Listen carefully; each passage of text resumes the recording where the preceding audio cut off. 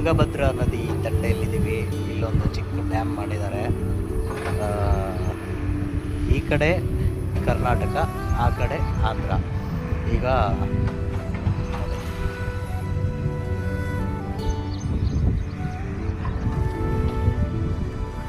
ನೀರೆಲ್ಲ ಬತ್ತು ಹೋಗಿದೆ, ಮಳೆ ಇಲ್ಲ. ಈಗ 2 ದಿನದಿಂದ ಸ್ವಲ್ಪ ಮಳೆ ಬರ್ತಿದೆ ಈ ಭಾಗದಲ್ಲಿ. ಇದು ತುಂಬಿ ಹರಿಬೇಕಿತ್ತು. ಇಲ್ಲಿಂದ ಅಲ್ಲಿಗೆ ಹೆಚ್ಚು ಕಡಿಮೆ 1 ಕಿಲೋಮೀಟರ್ ಇರ್ಬೋದು, ಅಷ್ಟು ದೂರ ಇದೆ. ಈ ದಂಡೆಗೂ ಆ ದಂಡೆಗೂ, ಆ ಕಡೆ ಆಂಧ್ರ, ಈ ಕಡೆ ಕರ್ನಾಟಕ. ನೋಡಿ, ಖಾಲಿ ಖಾಲಿ ಖಾಲಿ ಹೊಡಿತಿದೆ. ಇಲ್ಲಿಂದ ಮಂತ್ರಾಲಯಕ್ಕೆ ಒಂದು 40 ಕಿಲೋಮೀಟರ್ ಅಷ್ಟೇ ದೂರ ಇರೋದು. ಮಂತ್ರಾಲಯದಿಂದ ಹತ್ತಿರ ಇದೆ.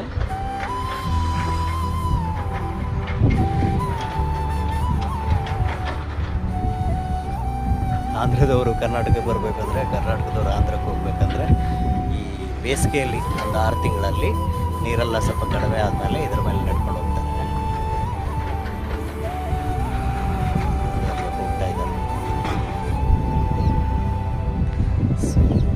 This is Karnataka. ಹಿಂದೆ ನೋಡೋದು ತುಂಗಭದ್ರಾ. ತುಂಗಭದ್ರಾ ನದಿ ದಂಡೆಯಲ್ಲಿದ್ದೀವಿ. ಇಲ್ಲೊಂದು ಚಿಕ್ಕ ಡ್ಯಾಮ್ ಮಾಡಿದ್ದಾರೆ. ಈ ಕಡೆ ಕರ್ನಾಟಕ, ಆ ಕಡೆ ಆಂಧ್ರ. ಈಗ ನೋಡಿ,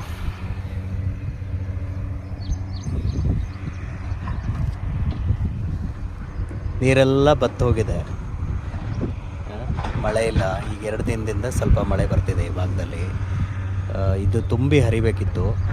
ಇಲ್ಲಿಂದ ಅಲ್ಲಿಗೆ ಹೆಚ್ಚು ಕಡಿಮೆ 1 ಕಿಲೋಮೀಟರ್ ಇರ್ಬೋದು, ಅಷ್ಟು ದೂರ ಇದೆ. ಈ ದಂಡೆಗೂ ಆ ದಂಡೆಗೂ, ಆ ಕಡೆ ಆಂಧ್ರ, ಈ ಕಡೆ ಕರ್ನಾಟಕ. ನೋಡಿ, ಖಾಲಿ ಖಾಲಿ ಖಾಲಿ ಹೊಡಿತಿದೆ. ಇಲ್ಲಿಂದ ಮಂತ್ರಾಲಯಕ್ಕೆ ಒಂದು 40 ಕಿಲೋಮೀಟರ್ ಅಷ್ಟೇ ದೂರ ಇರೋದು. ಮಂತ್ರಾಲಯದಿಂದ ಹತ್ತಿರ ಇದೆ.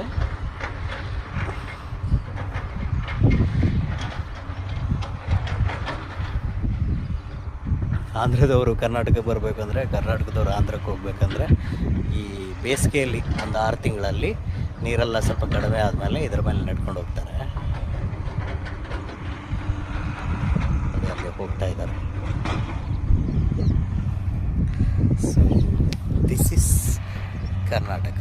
ಹಿಂದೆ ನೋಡೋದು ತುಂಗಭದ್ರಾ.